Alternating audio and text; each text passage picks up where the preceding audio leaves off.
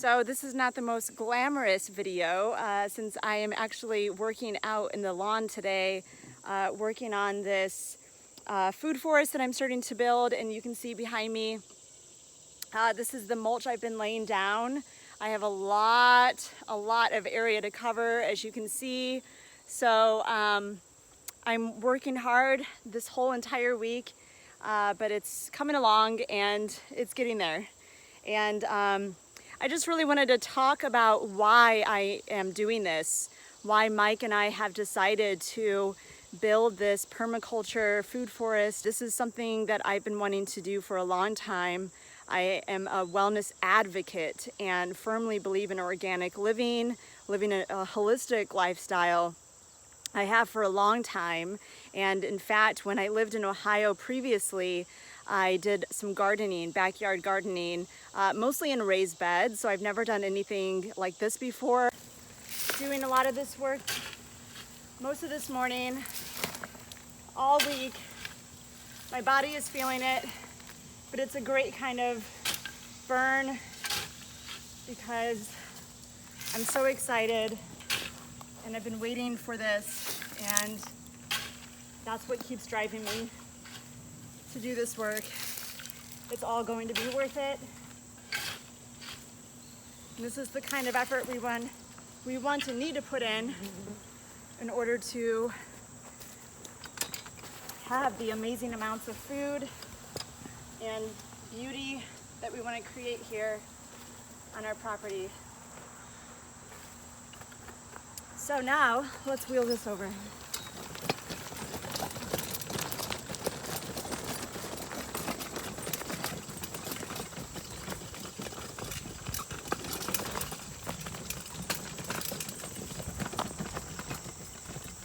as you can see here, I have it roped off, the area that we plan on using as majority of this food forest.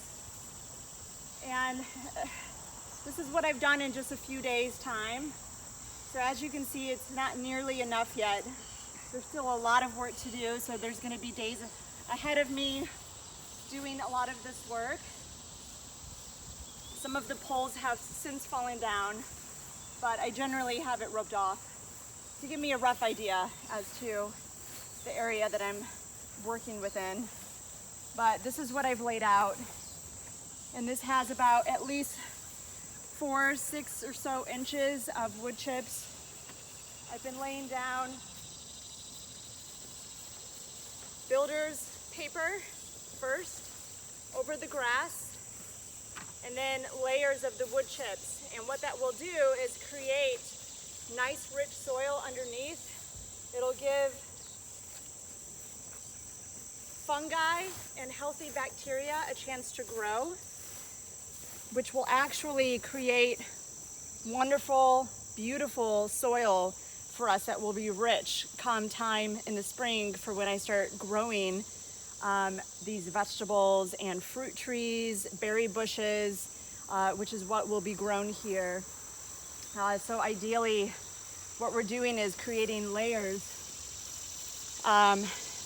which will include perennials, annuals that will produce fruit, vegetables, berry bushes, all of the brush within our gardens, as well as the next layer, which will be fruit trees, as well as the other abundance of trees that we have growing here on our property to create and mimic that of natural forest.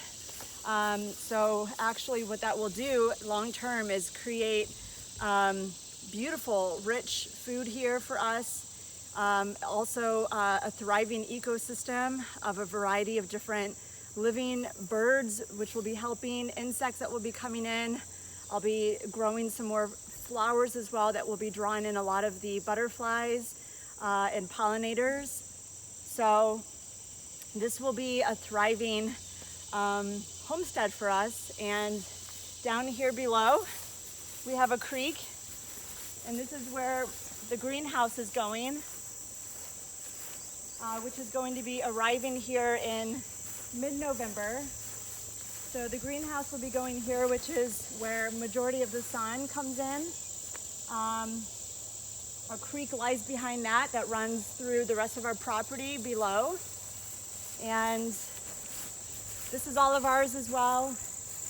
We like to keep a good majority of our property untouched, wild. There's a lot of animals that live here, a lot of nature spirits that live here, fairies. So we want to make sure that we provide a good environment for them to thrive as well. Because when we work in harmony with a lot of the animals and nature spirits here, they will in turn produce great abundance to us as well. So all of this back here, eventually, if you can see over beyond the trees here, there's more clearing, and that is where hopefully we will intend on having maybe a couple goats and potentially doing more gardening in that area as well. But for now, this will all be untouched. However, I will probably end up growing some fruit trees and berry bushes throughout this area.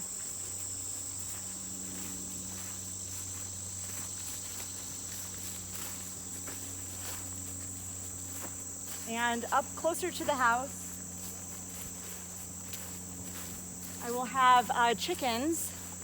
We have our chicken coop, the materials that will be arriving in mid-October, which, by the way, given the current pandemic, there's been a lot of lack of materials, building materials. So I had to order that stuff quickly because the prices were already starting to go up, and a lot of that stuff is going to be in scarcity soon. So I'm glad that we were able to get our order in for these items. But we will have a chicken coop over here, which will produce a lot of good shade, but also sun for them, as well as back here some composting piles that I will be building using wooden pallets, and just the brush from the land, yard waste, as well as some manure that we'll be getting from the chickens. And this is what I will be working on over the next several months this fall into winter, so that come spring, early spring, I will be growing a lot of my seeds that I already have stocked up on in the greenhouse. I am just super excited.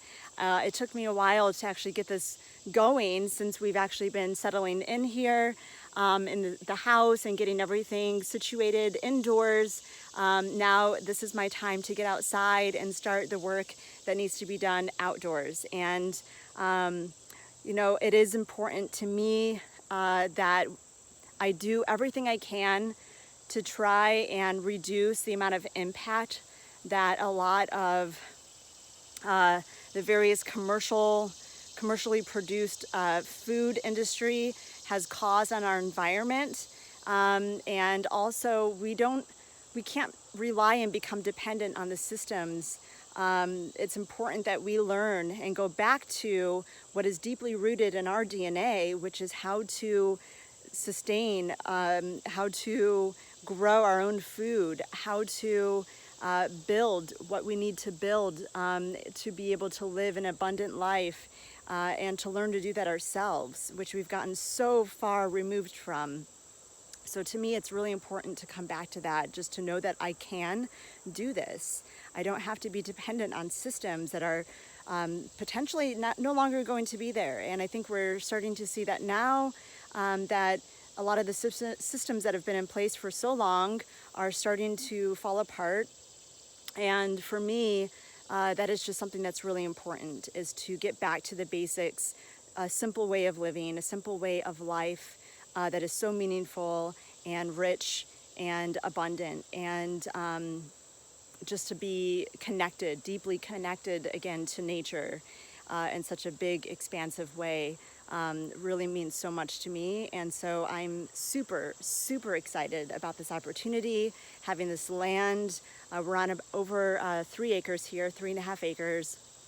And it's incredible to be surrounded by all of this again, and to have the opportunity to just build what we want to build here. So that is why we're doing what we are doing here, so that we can be even just a little bit more self-sufficient. I know we certainly don't know everything. We are learning. This is all a learning experience.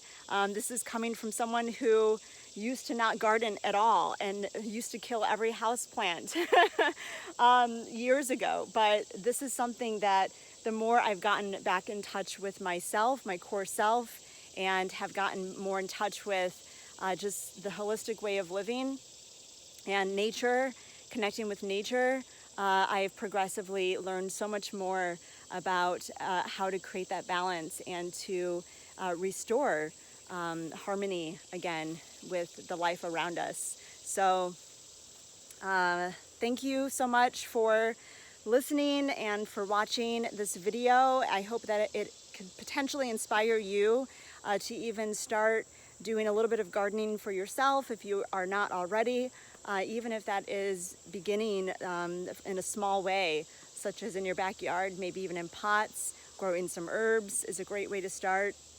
That's exactly what I did years ago, and you'll be amazed at the results and how better you feel when you start doing that.